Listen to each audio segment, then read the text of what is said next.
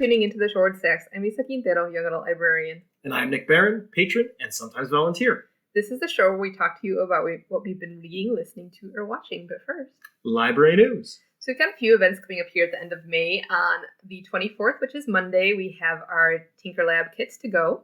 And they're going to be a mystery bag. It's a mix of a bunch of different Tinker Labs that we've done in the past. So there's like a book hedgehog, and there is make your own battery, and there is a coding one. So there's going to be a variety of them, and you'll get whatever you end up getting. So it's a surprise. And then on Tuesday, the 25th, we have Rhyme Time Tuesday in the morning with Miss Heidi. And on Wednesday, we have Art Cart to go. On June 1st, we'll be starting our summer reading program for the youth and young adult patrons. And so you can sign up for that on Beanstack, and the link to the sign up is on our website for both programs. And you can either do it online like last year, or you can do it on paper if you prefer, and that you would have to come into the library to sign up for it. And then Nick and I are actually taking a hiatus for the summer because we are getting a new librarian starting in June, and we are also getting some new clerks because some of our clerks are moving on. They've graduated from school and, moving on to bigger and better things. And so a lot of staff updates. What's better than the library? Well, one of them actually is somebody who was going to library school to become a librarian, so he is now going to become a librarian back in his hometown. I believe he's originally from out west, Portland area. So very good. So yeah, it's exciting times for people, but so Nick and I will be taking a break until probably around Labor Day. So September we'll be back with more content. But for now, this will be our last episode of Season 1. Yeah, think of this as the end of Season 1. Can we leave it on a cliffhanger? I don't know. All right, so I guess we will go to From the Stacks. I have said that the unbroken monotony of the rolling plain was a source of vague horror to me. But I think my horror was greater when I gained the summit of the mound and looked down the other side into the immeasurable pit or canyon, whose black recesses the moon had not yet soared high enough to illumine. I felt myself on the edge of the world, peering over the rim into the fathomless chaos of eternal night. Through my terror ran curious reminiscences. Reminiscences of paradise. All right, keep going. Reminiscences of paradise lost and of Satan's hideous climb through the unfashioned realms of darkness. You did it! Reminiscences. Thank you. That is by a quote attributed to who? H.P. Lovecraft from the story Dagon. And how do you spell that? Dagon. Okay. So Nick and I are going to be talking a little bit about H.P. Lovecraft because we just finished watching Lovecraft Country. So we're going to talk about his influence on horror, but also, some of the things that are problematic about him because he was a very problematic person. He was a pro-eugenics and very racist person. So, so I'll let you go into a little bit of the history of H.P. Lovecraft. Okay, so Lovecraft is best known for the birth of what is referred to as cosmic horror. Mm. And so Lovecraft, he wrote a lot about the fragility of words today. It's fragility of anthropocentrism, which is the idea that people are the center of the world, that humankind is the center of the world. And he felt that this was a very fragile concept, that the world was much more threatening than that. Mm. So ultimately, he, at the age of 7, had read the Odyssey by Homer, and he had started reimagining the pantheon of gods and writing his own mythos, or the ideas of his own pantheon. Mm-hmm. And by the age of 12, he started writing a scientific journal of his own creation, and eventually he ended up writing short stories, predominantly for a magazine called Weird Tales. Mm-hmm. He is considered, part of a whole group of pulp authors from that era. But yeah, he's an interesting case. Yeah, a lot of his stories dealt with mental illness, right? Yes. And you said that you were telling me that he dealt with a lot of mental illness in his own life, correct? Yes. Yeah, he suffered from what is now referred to as atypical depression. Okay. And he also got to experience, like, his dad had late stage syphilis and was institutionalized and died in an institution. So yeah, because for those who don't know, like, late stage syphilis can lead to brain injury and damage, deterioration of the brain, and so then you can basically go slowly insane. Yeah. And so he had a lot of experience with this. The dark side of life. Yes, the dark side of life. And so, and he never finished high school. He was extremely well read. He was born into affluence, but he also, because of that affluence, had the luxury of living a relatively comfortable life while at the same time, never having completed his education. He actually would have mental breakdowns in his school while schooling, and would leave school for long stretches of time. Okay.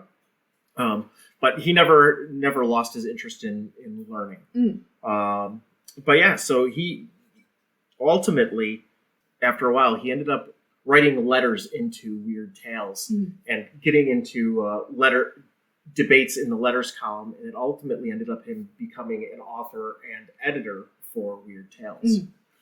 Yeah, and from I've never really read any of his stuff, but from what I've heard and from the material that I've seen that was influenced by his stuff, it seems like his take on mental illness was not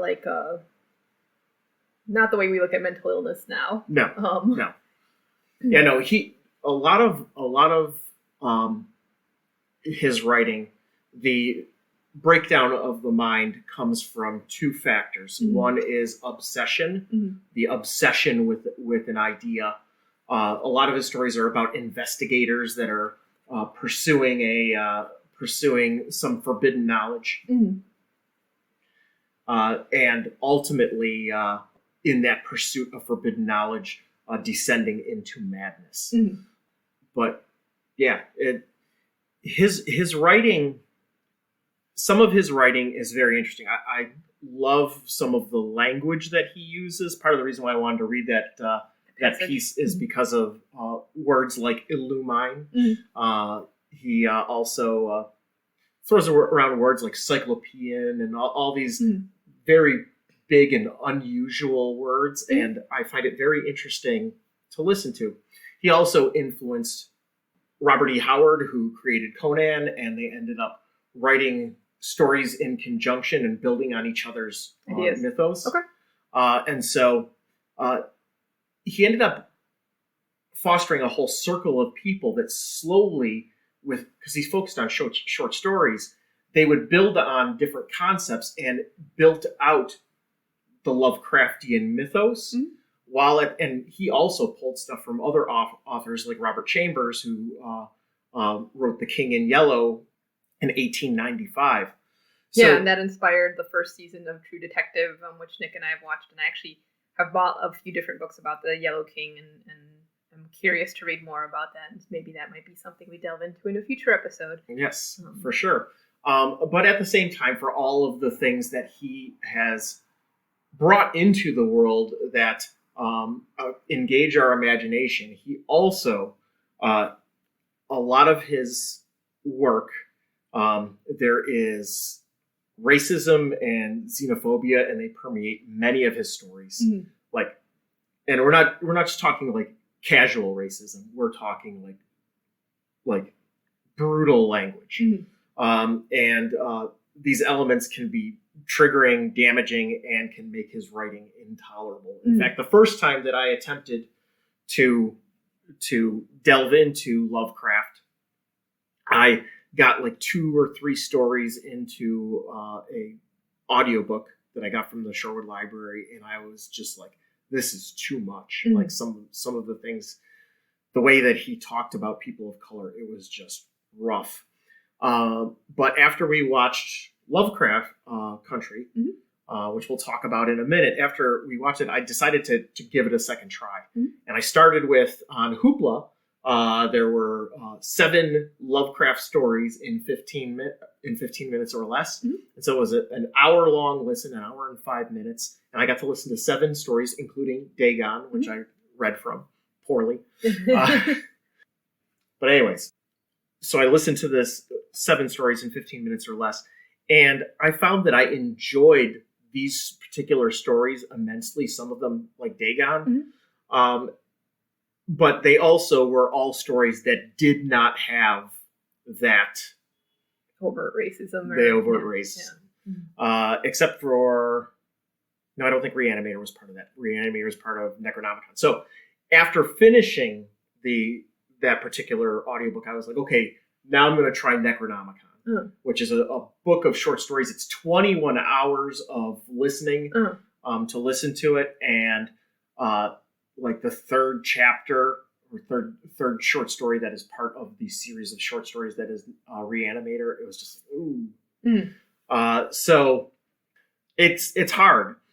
The one good thing that has come of the influence of Lovecraft and the fact that people have built upon his mythos and on his writing is now there are a number of authors that, in fact, countless authors that have continued that tradition of cosmic horror, sometimes actually pulling direct influences from Lovecraft. And so... like N.K. Jemisin, The City We Became. I know I read that earlier this year, and there's a lot of Lovecraftian horror, a lot of tentacled creatures and people going mad and investigation, like you said. Yeah, and so people that you do know, like Stephen King or Neil Gaiman, and then a whole host of smaller name authors have all added and are coming at things from a way of reimagining Lovecraft's cosmic horror without the racism. Yeah, and so that brings us to Lovecraft Country. And so Lovecraft Country is a HBO show, and we have it on DVD at the Shorewood Library, and then we also have the book, and it's based on a novel by Matt Ruff. And so we just finished the first season, and I really enjoyed it. You really enjoyed it. Yep. And it is the first season is created by, I believe her name is Misha Green, and she is a Black woman. And it is produced by Jordan Peele of Get Out fame and J.J. Abrams.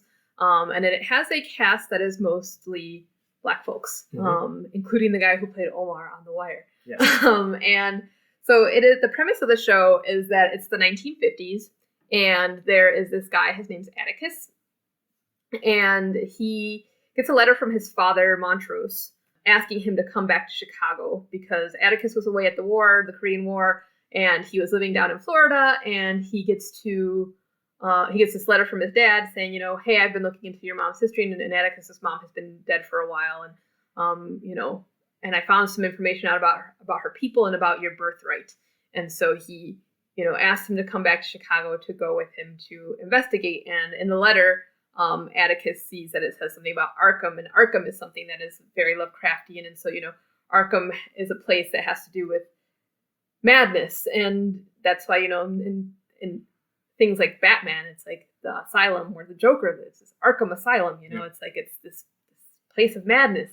But it ends up being that there's like a smudge of ink, and his uncle clarifies that it's Ardham, Massachusetts, not Arkham. And so his uncle, who is in Chicago, is his Uncle George, is the editor of the Safe Negro Travel Guide, which is like the green book that actually existed, where you had information about different places in the country where Black folks could go and get a meal or stay for the night, or towns that they should not visit. Because, this is during a time, there are still towns, unfortunately, in the country who have this, but this is during a time when there were a lot of sundowner towns, which basically meant that if you were Black and out past sundown, they could, anybody could shoot you and it would be fine. And, that's so, to think about that is just what? And it's crazy that there's still places that still have these laws on the books, even though they may not be followed or whatever, but there are. And so there was side note, there was a town adjacent to the town that I lived in growing up, that there was a bell that would ring at sundown. And it was something that everybody was familiar with hearing, but did not know the story behind why that bell once existed. Yeah.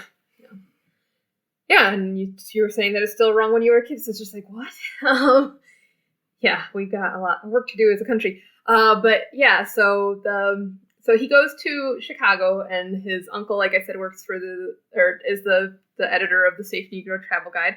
And so his uncle travels around the country looking for places to include in his guide. And so he decides to, once Atticus arrives in Chicago, he realizes that his dad's no longer there. He goes around asking at this bar that his dad frequents, if his dad has mentioned where he was going or anything like that. And they mentioned that he left with somebody in a very expensive looking car. And so he and his uncle decide to go out to Massachusetts, Lovecraft Country, because Lovecraft was from the East Coast, right? Or he lived in Providence, the East Coast. Rhode Island. Yeah. And so to head out to Lovecraft Country to look for his dad. And along the way, we learn certain things that, he and his dad don't have a great relationship, but he's always been closer to his Uncle George. And so one of the things that we hear him say at one point, which is also mentioned in the book, is his dad always looked down upon the stories that Atticus liked to read, because Atticus loves science fiction. He loves Ray Bradbury. He loves H.P. Lovecraft. He loves all these authors. But, a lot of these authors have very problematic content. And so his dad's like, why do you love these people who hate you? And so he's having a conversation with his Uncle George in the book. His Uncle George says, "It's not as if your father's wrong," he said one time when Atticus was complaining. And Atticus says, "But you love these stories. You love them as much as I do." "I do love them," George agreed, "but stories are like people, Atticus. Loving them doesn't make them perfect. You try to cherish their virtues and overlook their flaws. The flaws are still there, though." And so that it's important to keep that in mind sometimes, because it's like, we talk about people like Mark Twain or H.P. Lovecraft or people who had problematic content, and sometimes people turn them into these heroes, and I don't think of them as heroes, but I do think that their influence on literature and on stories that we hear today is very important. Lovecraft Country is it's an interesting show. It takes a lot of kind of like Get Out. It takes a lot of the horror. The horror element basically is the experience of Black folks in America in the 1950s. And there's like a character named Ruby, and she has the ability to morph from being a Black woman to a white woman, but she goes through this weird, like, very gross transformation in order to do that. And very, then, very body horror. Yeah, very body horror. And she has a lot of like different experiences and encounters, and she ends up having this experience where she gets to kind of see what it's like for mixed people, because she ends up being in her white person body, hanging out with a bunch of other white people at the store where she works, because she works at like Macy's, or no, not Macy's, Marshall Fields, yep. Chicago. And so she works at the store, and she's talking with her coworkers, and they're talking about the first Black woman that's been hired at their store and what they all think about her. And, she gets to hear the way that white women talk about Black women when they're not around. It's like they're awful to her face, but they're even, they say even weirder stuff when you're behind closed doors, because it's like they want the new Black woman who started working there to like take them to the South Side, because they all want to like go out and hang out with Black men, and they, it's like, and she sees that like they both want the Black culture and the Black experience, but also reject it, and so she gets a different view on the whole racial dynamics going on at the time. And so the show has a lot of very different, interesting concepts. And like Nick said, it comes from pulp horror and pulp novels. And so there's an episode that's very Indiana Jones, where they have to like go to this museum and find all these different clues, and there's a lot of investigation, and they have to like find break certain, or like solve certain puzzles in order to get to a certain place, and then get this thing so that they can find the next thing. Like, yeah, so it has a really, really good balance of having those really uncomfortable conversations about parts of the Black experience, and then pulling that out for a little while in order to have the action and adventure. So it's like you are learning and being entertained at the same time. Yeah. And one of the things that's really cool about it too is, so since it's a woman creator, you also get a lot of like views into what it's like to be a woman and what life is like for women, as opposed to for men. And a lot of times traditionally, you know, a lot of creators have been men, and so we see their experiences, but we get to see, you know, the world through Ruby's eyes, who's this woman who can go back and forth between the two. We also get to see the world through Hippolyta's eyes, and Hippolyta is George's wife.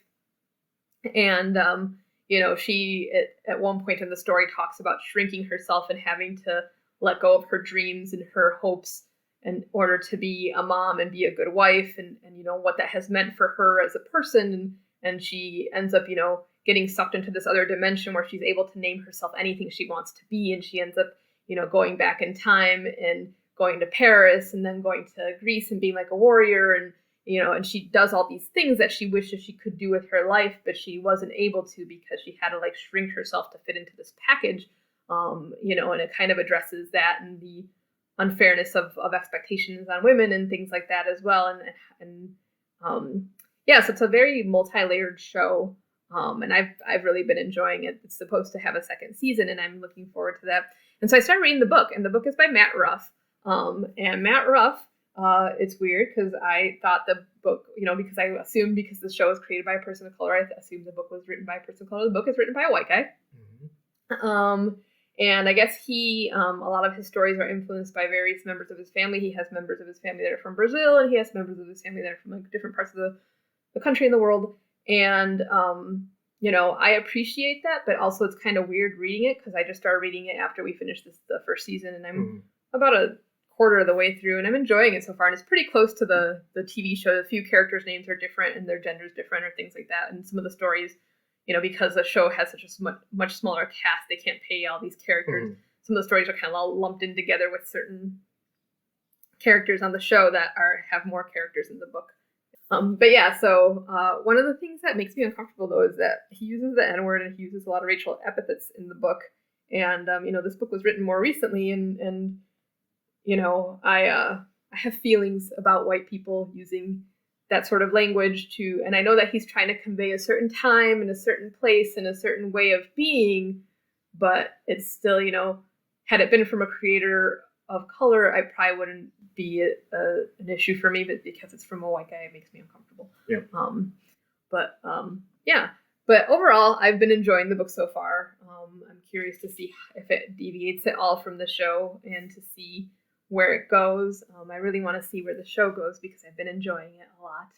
And one of the things when you were talking about the show, also looking at things from a female perspective, the classic pulp era from like the 1920s to the 1950s was all the authors. I mean, that's when Conan came from.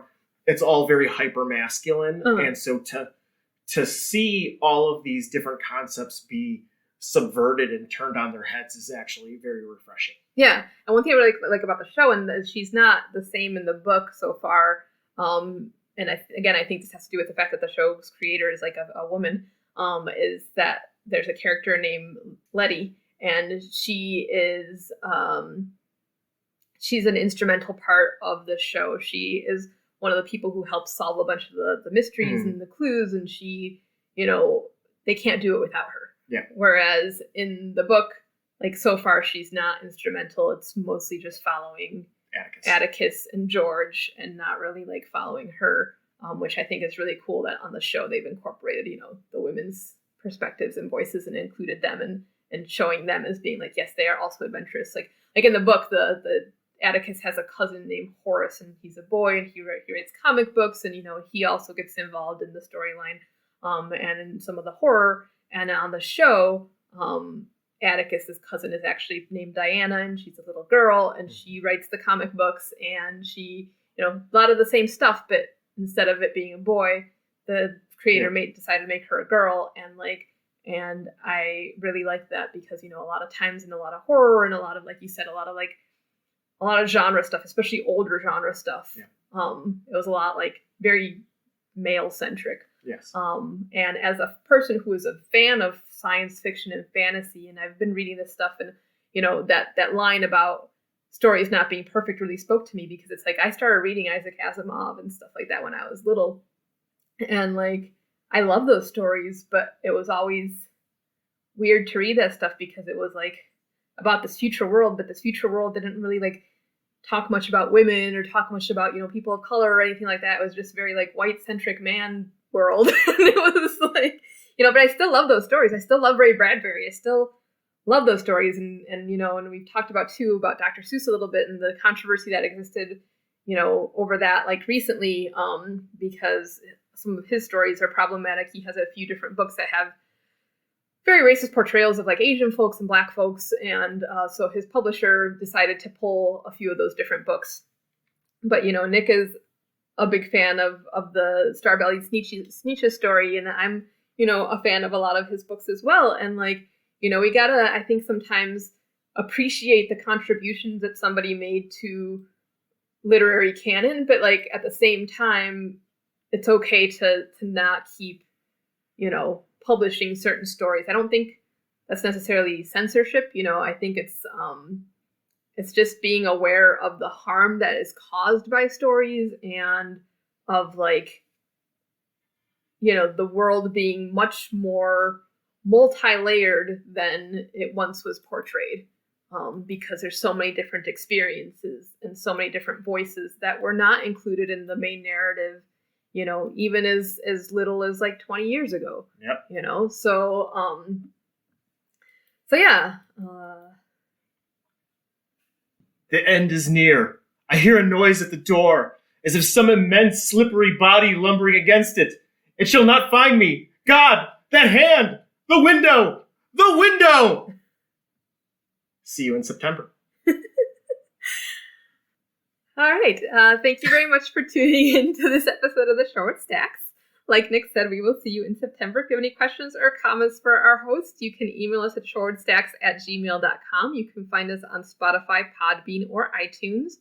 And yeah, if you are interested in H.P. Lovecraft, we have his stories on Hoopla, but you can also, if you do not want to delve into his stuff, you can delve into stuff that he influenced, that's more modern, like N.K. Jemisin or the TV show Lovecraft Country, or a variety of other things. And come into the library and Lisa will give you a book list. Yeah, I can do that. All right. Until next time, thanks for listening and be well.